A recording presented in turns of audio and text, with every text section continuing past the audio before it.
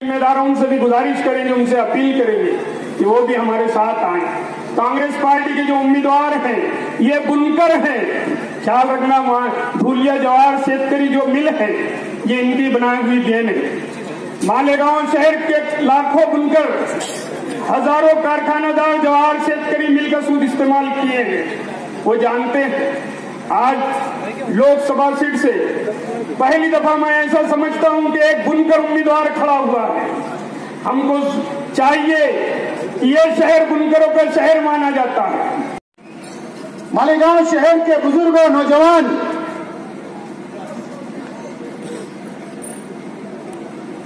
हमारे अपने शहर के अंदर हमारी सियासी मुखालिफ पार्टियां, राष्ट्रवादी कांग्रेस पार्टी, जनता दल सेकुलर और दूसरी सेकुलर पार्टियां, हमारी दीनी तंजीमें, मिल्ली तंजीमें, पावरलूम से जुड़ी हुई सभी तंजीमें, हमारे मजदूर साथी, व्यापारी, पूरी शहर की आवाम से मैं एक अपील करता हूं, खासतौर से हमारी सियासी मुखालिफ पार्टियों से, उनके लीडरान से, कि अगर कांग्रेस पार्टी के कार्यकर्ताओं से, कांग्रेस के लीडरान से अगर जाने अनजाने के अंदर पिछली मर्तबा इलेक्शन आमने सामने हमने लड़ा, अगर कोई हमसे गलती हो गई होगी तो अल्लाह के वास्ते आप हमें माफ कर दीजिए। लेकिन हिंदुस्तान के अंदर, बहुत अच्छे, इस हिंदुस्तान का ये इलेक्शन कोई कांग्रेस पार्टी और कोई पार्टियों के बीच में नहीं है।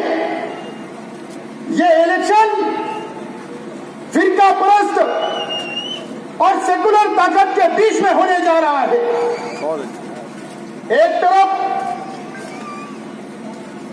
भारतीय जनता पार्टी और आरएसएस की हुकूमत हमारी शरीयत के अंदर मुदाखलत करने का काम कर रही है।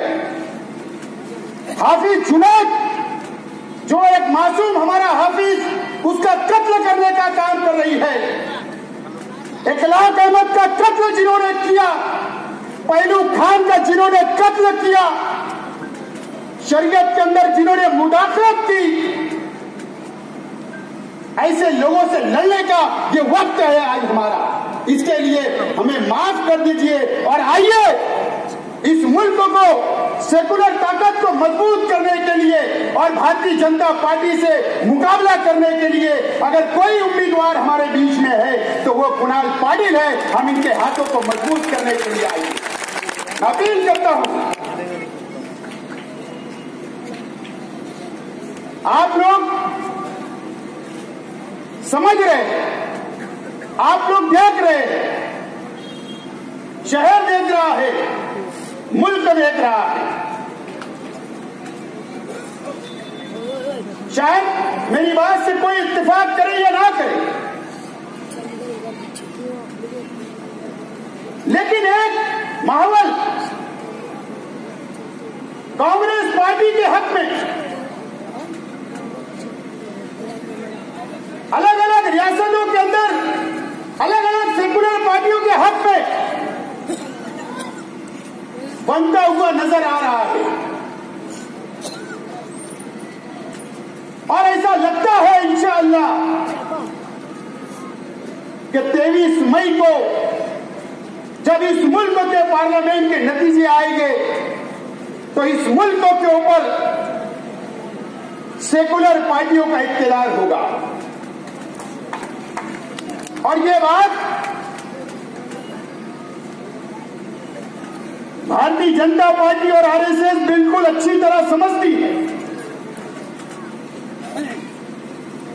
और एक प्लानिंग के तहत,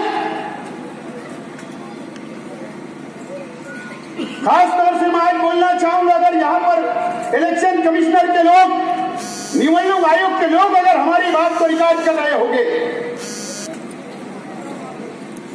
एक प्लानिंग के तहत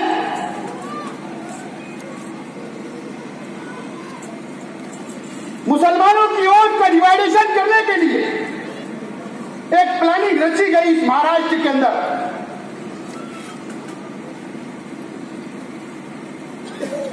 और अगर उनसे काम नजर नहीं आ रहा, फेल होता नजर आ रहा है, यहां पुलिस डिपार्टमेंट के लोग भी होंगे। मैं बोलना चाहता हूं कि जहां आरएसएस की प्लानिंग नाकाम होती नजर आ रही है, वहां पर खुफिया विभाग का मालेगांव शहर के खुफिया विभाग का एक रविंद्र पुलिस ऑफिसर बाकायदा मुसलमानों की वोट का डिवाइडेशन करने के लिए रातों के अंधेरों के अंदर मालेगांव शहर के नेताओं से मिलने का काम किया जा रहा है। अगर उनको पुलिस डिपार्टमेंट ने, इलेक्शन कमिश्नर ने कार्रवाई नहीं की, और अगर इलेक्शन कमिश्नर ने मुझे बुलाया कि आपने किस शख्स का नाम लिया, तो मैं तैयार हूं, बैठकर सामने नाम बताने के लिए तैयार हूं। कांग्रेस के सेकुलर उम्मीदवार को, राहुल जी गांधी को पंतप्रधान बनाने के लिए डालना है, सेकुलरिज्म को मजबूत करना है, हमारी शरीयत को बचाने के लिए आपको वोट करना है। आखिर में मैं वापस सभी पार्टी के लोगों से अपील करना चाहता हूं, वापस मैं माफी मांगता हूं। अल्लाह के वास्ते, यही सरकार ने हमला किया था शरीयत पर, इसने ही हाफिज जुनैद का कत्ल किया था, इसने ही 1 लाख कर पहलू का कत्ल किया था।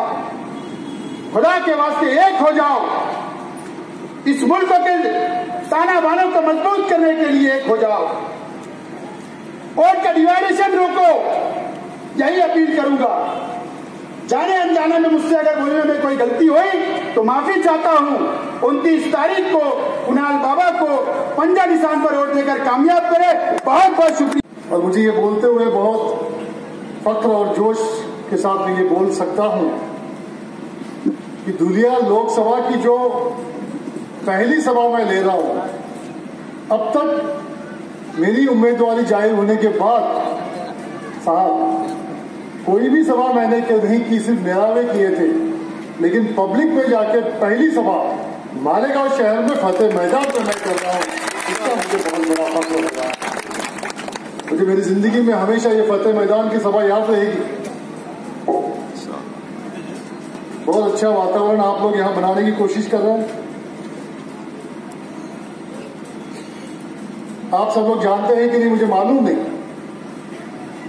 लेकिन कांग्रेस पार्टी की उम्मीदवारी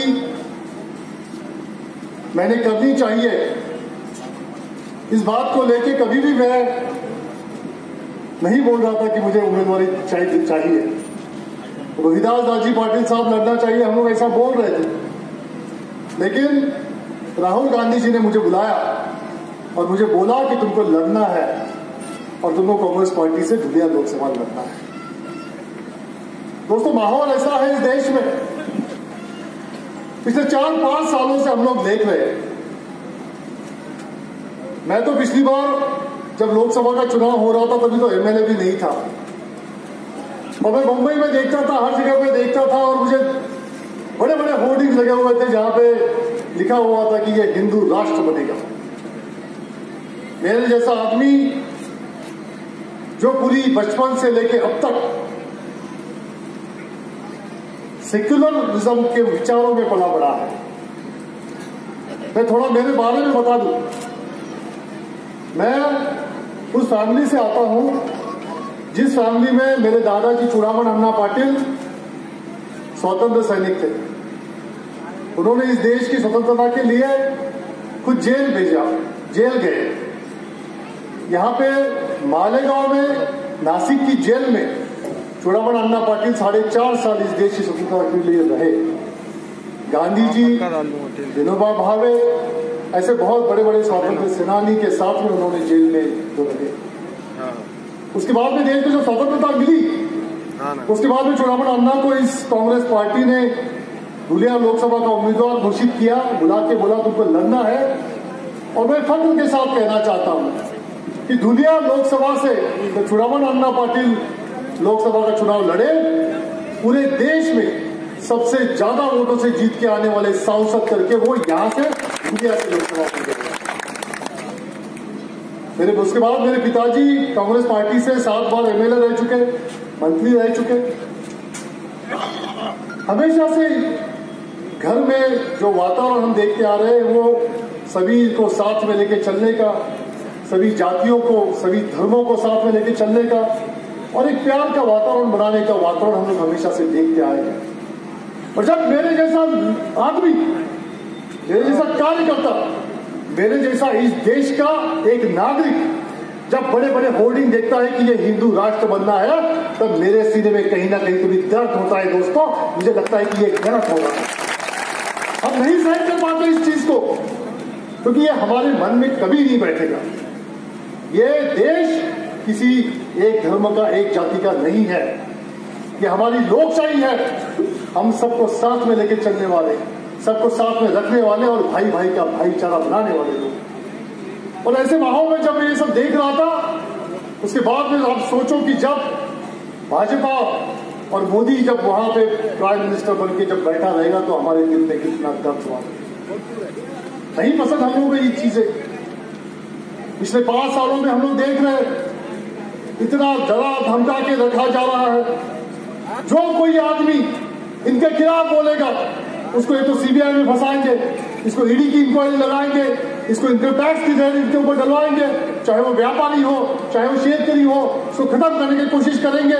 ऐसा डराने का माहौल, खौफ का माहौल इस देश में बनाने की कोशिश ये लोग कर रहे हैं। इस खौफ के सामने सब लोग झुक गए, सब लोग डरते हैं कि नहीं, मुझे अपने आप को बचाना है, मेरे परिवार को बचाना है, मैं इनके खिलाफ नहीं जाऊंगा। और ऐसे माहौल में सिर्फ एक ही युवा, एक ही मर्द इस मोदी के खिलाफ में पिछले 4 सालों से पूरे देश में आवाज दे रहा है, उसका नाम है राहुल गांधी। तो राहुल गांधी बिना खौफ के, बिना डर के घूम रहा है और वो बोल रहा है कि हम लोग इन लोगों को, इन हुक्म चाहे लोगों को हम लोग नहीं राज करने देंगे, हम लोग इनको सत्ता से नीचे खींच देंगे। जब राहुल गांधी ने मुझे बोला कि तुमको लड़ना है, तब मेरे मन में बात आई कि अगर इन लोगों को हराने के लिए लड़ना पड़ने वाला है तो मैं लड़ूंगा और मेरी जनता के लिए, मेरे दोस्तों के साथ मैं लड़ूंगा। ये निर्णय करके मैं इस संग्राम में उतरा।